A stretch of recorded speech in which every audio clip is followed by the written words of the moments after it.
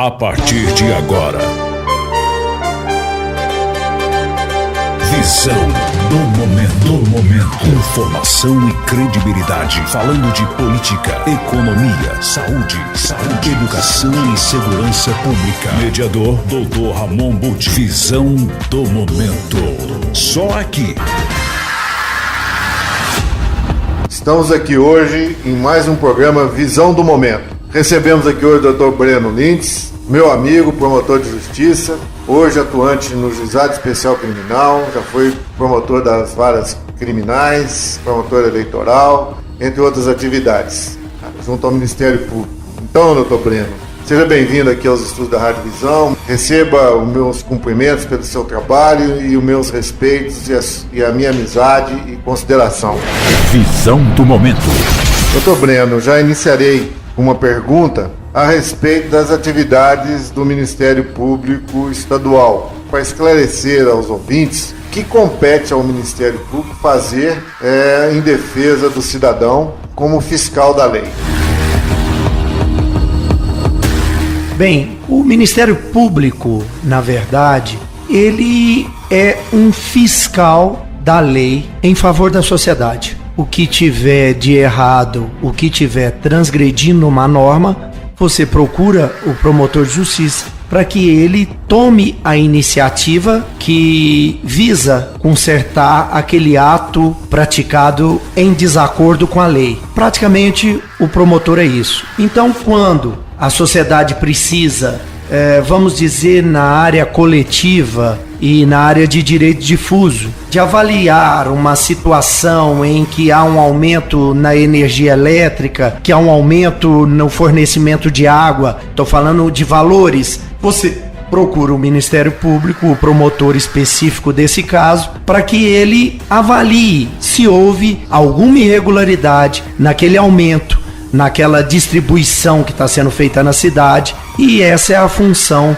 do Ministério Público. Na área criminal é um pouco diferente, porque ele se torna o advogado da vítima, e a partir daí o Estado se organiza e coloca ele para fazer a persecução penal dentro da justiça. O delegado inicia as investigações, a persecução penal, e passa para a mão do promotor, que o promotor vai acusar essa pessoa que o delegado investigou, que o delegado trouxe elementos para que a gente nos convencesse de que o rapaz está errado, e o promotor prossegue dentro do fórum, dentro do processo, essa persecução penal, visando a condenação e o recolhimento desse indivíduo, se for num presídio ou então num crime de menor potencial ofensivo, que ele receba uma pena alternativa para que dê a satisfação àquela norma que ele transgrediu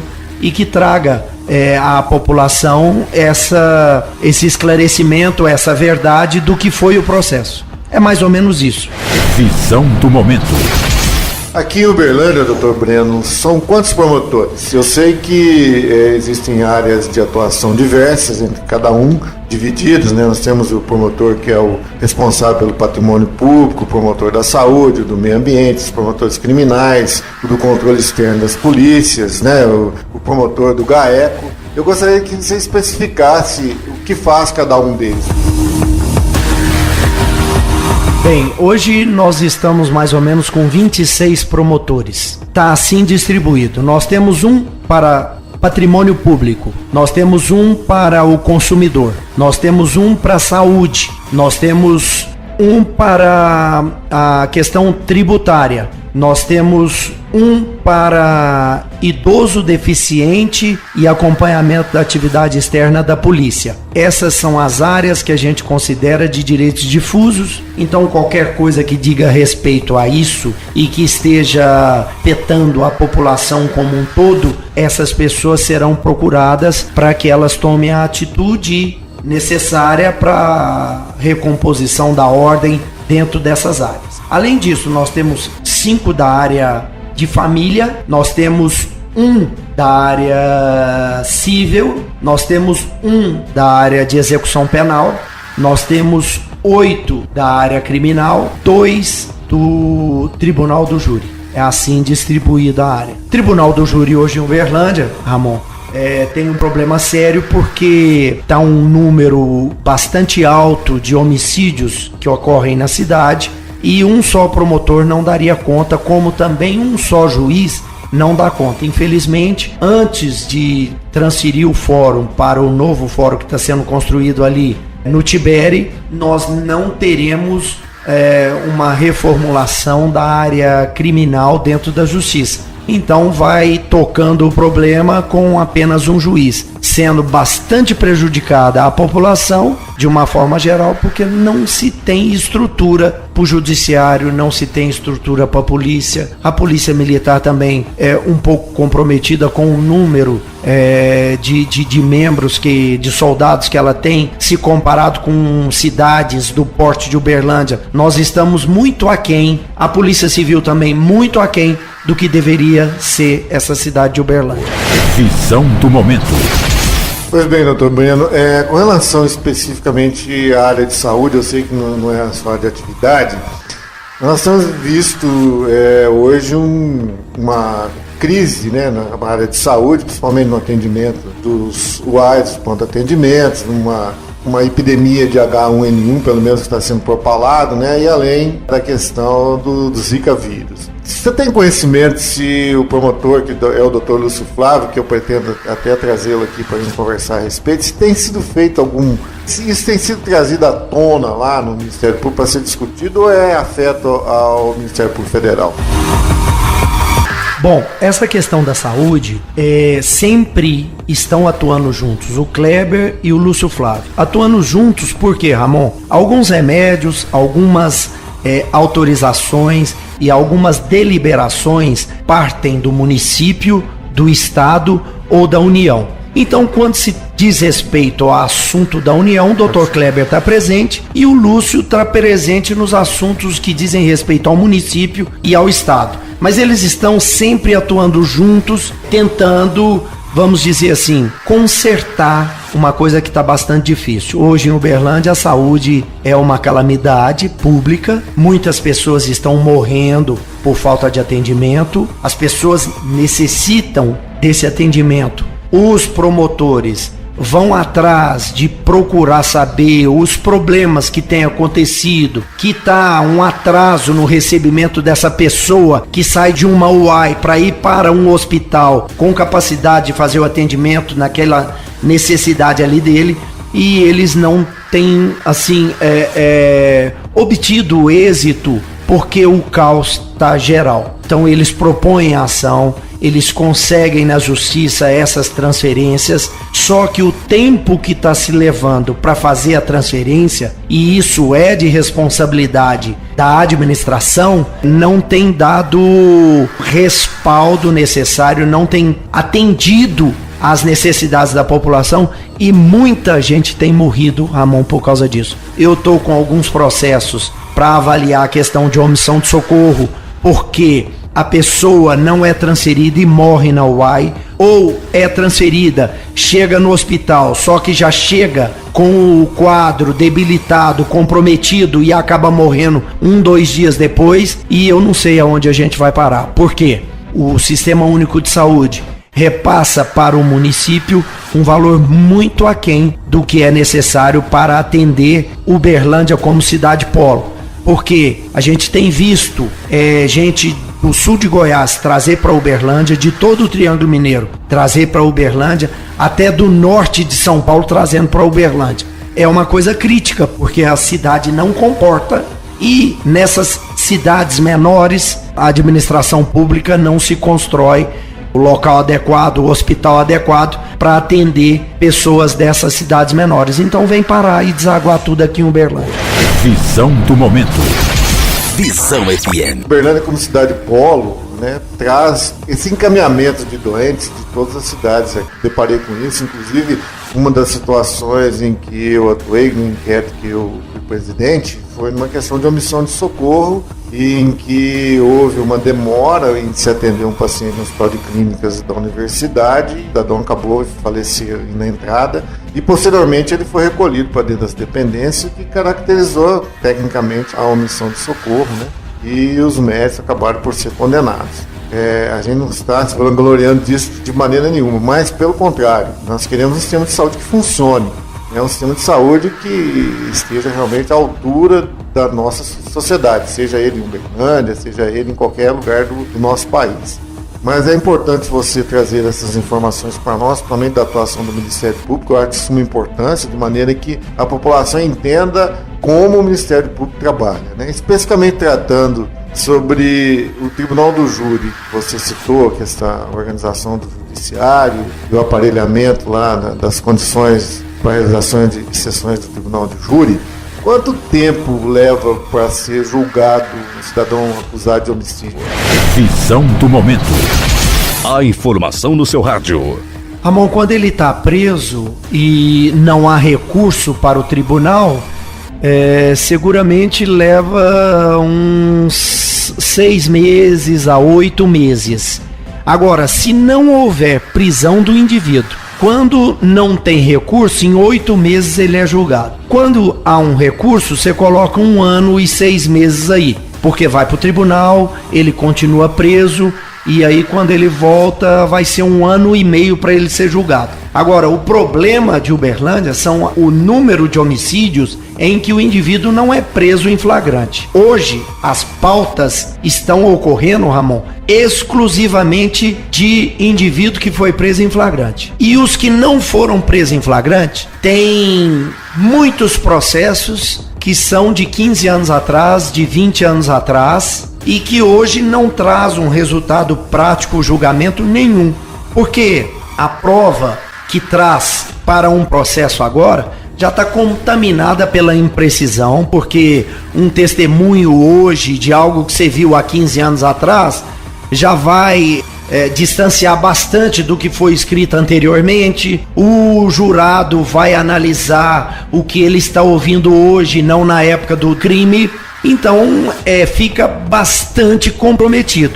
Foram feitos alguns multirões do Tribunal de Justiça para acabar com esse julgamento antigo. Só que ele marca a pauta de audiência e vamos colocar que 30% já não se realiza, porque você não encontra as pessoas que têm que vir no dia do julgamento, como o acusado, a vítima, quando é tentativa de homicídio, e testemunhas. Então não adianta fazer um mutirão, porque sempre fica o problema daquele que não se completou, e não se completa por causa do tempo dessa defasagem de julgamento, e acredito que até mais 2 anos aí para frente não serão resolvidos em Uberlândia, porque se continuar apenas com uma vara do Tribunal do Júri em Uberlândia, o juiz não tem condições. Dr. Dimas faz milagre de tocar essa vara do crime contra a vida.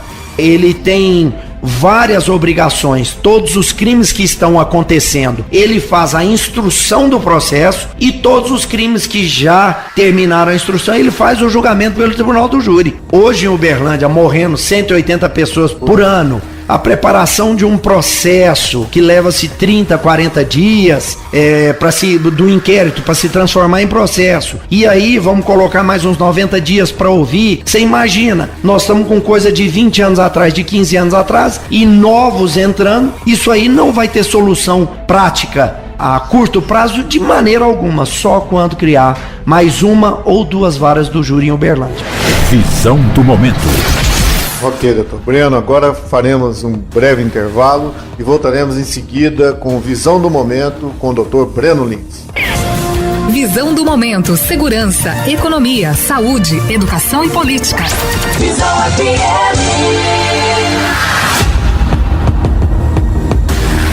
Bem, ouvintes, continuamos aqui com o Dr. Breno, e uma pergunta polêmica, Dr. Breno, diante dessa situação do Tribunal do Júri e da coleta de provas, do julgamento preciso, eu acredito que o nosso Código Penal precisa ser atualizado e modificado. Eu gostaria de saber a sua opinião sobre a pena de morte. Nós temos visto que, com a globalização, as informações que nos chegam dizem que vários países estão suprimindo a pena de morte exatamente pela questão da obtenção da prova, ou seja, de repente pode se executar uma pessoa inocente. Qual que é a sua opinião a respeito disso?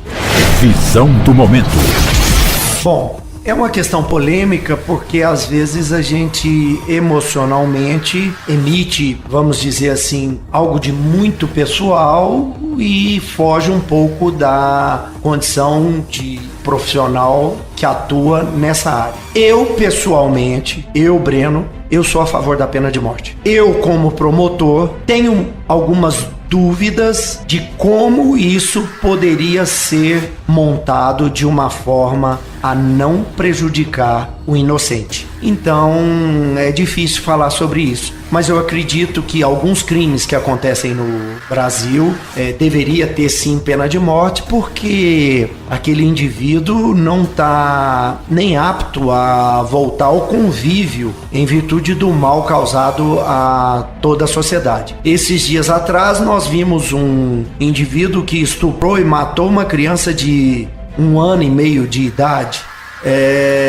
Não existe alguém que possa me convencer, seja ele sociólogo, seja ele psicólogo, que a sociedade em qualquer nível possa construir um monstro desse. Isso não vem da sociedade. A sociedade traz desvios, mas algo pensado, algo alcançado para, vamos dizer, ressocializar. Não isso que a gente vê de vez em quando. É a mesma coisa que um cara que entra dentro de um cinema e mata 12 pessoas, como aquele caso daquela Suzanne von Richthofen, que matou o pai e a mãe. Essas pessoas não têm conserto, essas pessoas deveriam ser excluídas do convívio do restante da sociedade e ser excluídas pelo único mecanismo existente no mundo, que seria a pena de morte ou então a pena de prisão perpétua. Eu penso dessa forma. Eu acho que nós estamos a cada dia sofrendo mais consequências dessas pessoas que deveriam não conviver mais com a sociedade.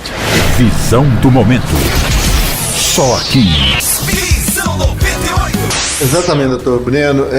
Em função disso tudo, né, que as suas colocações são bem apropriadas e defendem seu ponto de vista, eu gostaria de fazer uma colocação a respeito da reincidência. Nós temos duas situações distintas: aqueles recorrentes ao cometimento de delitos, né, que normalmente são aqueles que são registrados pela Polícia Militar, consequentemente encaminhados à delegacia, que teriam que gerar um inquérito policial, e aqueles que são presos depois do cometimento de outros delitos, né? Qual seria aí, dentro da sua ótica, a solução para que nós não tivéssemos que conviver com isso, não tivéssemos mais reincidentes? Qual que seria o mecanismo que a gente poderia utilizar para isso? Visão do momento. Eu acredito que muito da reincidência, Ramon, vem em virtude da impunidade. Às vezes hoje, aqui em Uberlândia, a coisa tá ridícula, crítica. Olha, tá nojento trabalhar em Uberlândia. Por quê? Um indivíduo que assalta hoje, se ele não for preso em flagrante, ele é julgado daqui 4 anos. Daqui 4 anos, a vítima já mudou de Uberlândia, de cidade, a gente não tem mais o endereço dela. O indivíduo, nesse período, vai voltar a praticar porque não tem efeito pedagógico, aquela previsibilidade de daí 4 anos estar respondendo por um fato que cometeu hoje. Eu acredito que, para melhorar isso, tinha que reformular o Código de Processo Penal e dizer o seguinte: o indivíduo praticou um crime hoje, ele será julgado hoje, Ramon. Como existe o tribunal em algumas cidades dos Estados Unidos, onde a pessoa é levada de imediato na presença do juiz, do promotor, do delegado, para solucionar o problema. Esse modelo de juizado especial criminal, ele é bom, mas ele não é satisfatório. Ele seria satisfatório se a pessoa fosse levada na hora na presença para solucionar o problema. O problema de alguém que é pego em flagrante tem que ser resolvido na hora, para que ele fique ciente da inexistência da impunidade, para que dê uma resposta rápida à sociedade e uma resposta satisfatória, até mesmo para que sirva de efeito pedagógico para todo mundo que convive e vive nesse país. Mas infelizmente isso não vai acontecer e isso é utopia. Mas eu acho que é o único mecanismo que nós teríamos para combater a criminalidade realmente. Os melhores debates acontecem aqui. Visão do momento.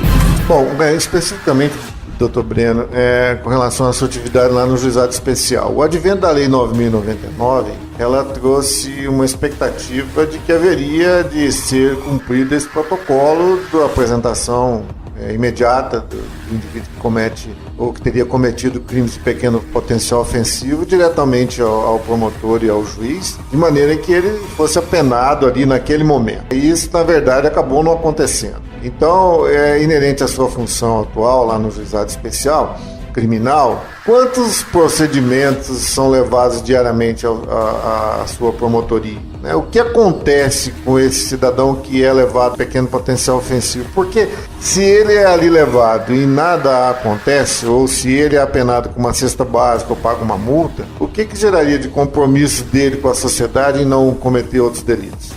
Visão do momento.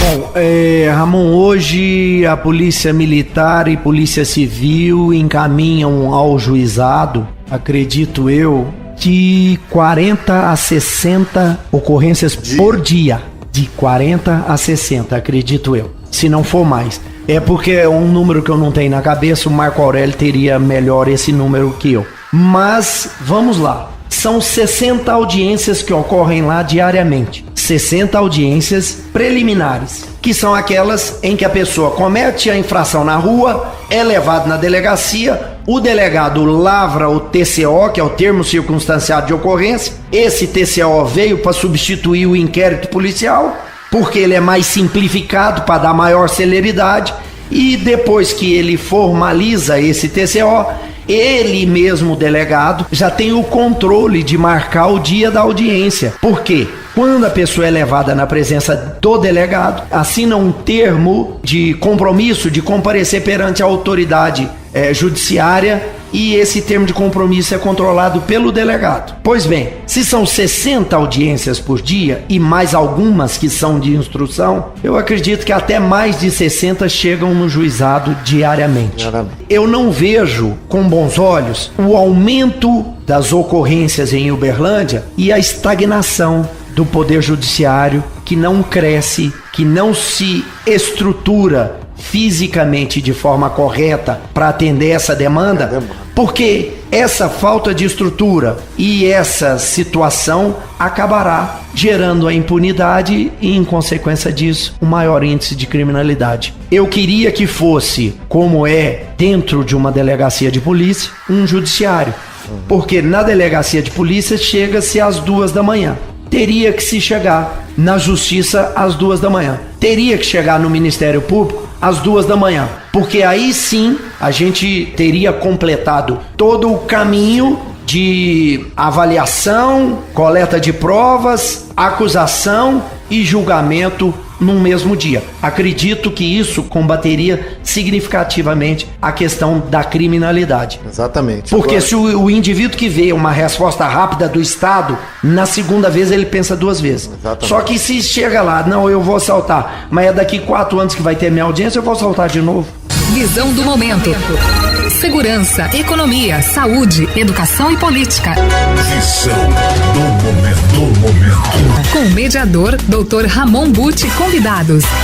Exatamente. Agora, em que pese as suas considerações a respeito da pouca celeridade da justiça, a gente vê que é um trabalho árduo e que vem sendo desempenhado, né, com todos os percalços aí que foram enumerados, ele vem sendo desempenhado tanto pelo Ministério Público, quanto pelo Judiciário, quanto pela Polícia Civil, que é a Polícia Judiciária, quanto pela Polícia Militar, com bastante dinamismo, o que implica num aumento do contingente de pessoas presas. As pessoas ficam presas aguardando a decisão da justiça ou até o prazo legal ali da persecução penal, e caso ele não seja cumprido, são colocadas em liberdade, liberdade provisória com condições. As condições da liberdade provisória, da liberdade mediante fiança, principalmente nos casos daqueles que são autuados, eles têm que ter uma fiscalização efetiva. Eu acho que isso iria inibir a reincidência desses elementos no cometimento de delitos. Mas o que eu quero chegar a dizer para você é o seguinte: eu sempre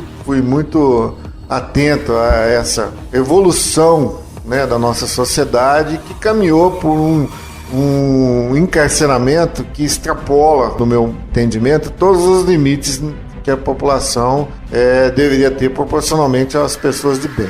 Então, diante desse quadro, eu creio que o legislador entendeu que poderia, com o Juizado Especial Criminal, abolir o inquérito policial para esses crimes, consequentemente a celeridade da justiça seria maior, para a apresentação que seria imediata.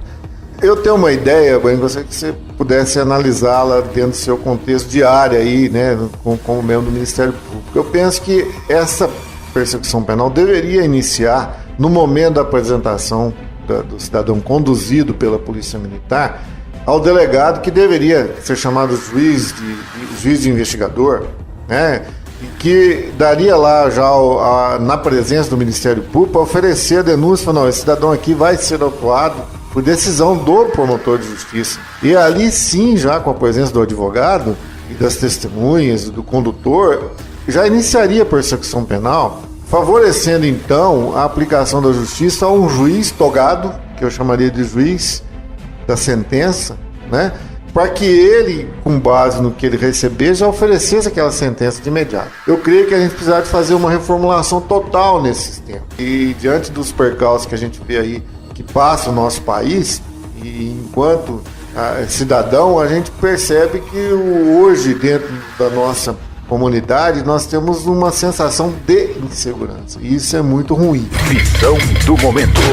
Olha, hoje a gente analisa que a situação do preso no Brasil, ela é crítica, principalmente se pensarmos que dentro dos presídios nós temos muito mais presos do que deveriam lá estar. Mas tem um negócio, esses presídios também não têm a estrutura adequada para receber as pessoas que estão sendo recolhidas. E o julgamento por atrasar fica naquela indefinição. O São Paulo tem aquela casa de custódia temporária. Minas Gerais mistura um pouco com a colônia penal, com essa casa que seria de custódia temporária. É uma indefinição, porque se mistura gente que está condenado com gente que vai ser passageiro ali, e em virtude da demora da justiça em solucionar o problema, acaba misturando pessoas que não deveriam estar juntas, sem dúvida nenhuma. O ideal seria que o indivíduo que está cumprindo pena